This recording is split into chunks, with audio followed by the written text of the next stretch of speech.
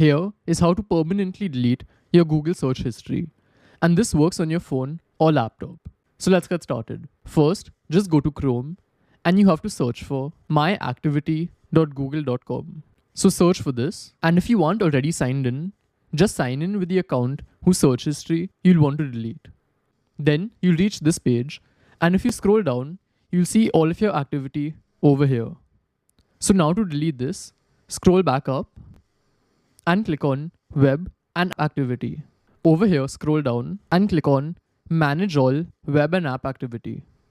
Then again, scroll down, and now you'll see this option to delete. So click on this, and now we have a few options. And here you can select the time range. So they have last hour, last day, all time. So based on how much you want to delete, select an option. And if you want to delete everything, just click on all time. And here you can see for which apps your activity will be deleted. So you can go through all of this. And if you want to remove some, you can just unselect them. Then click on next.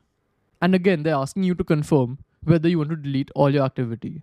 And then if you click on delete, everything will be gone. So this is how it works. And if you want to know how to clear cache in Chrome, check out this video. Goodbye.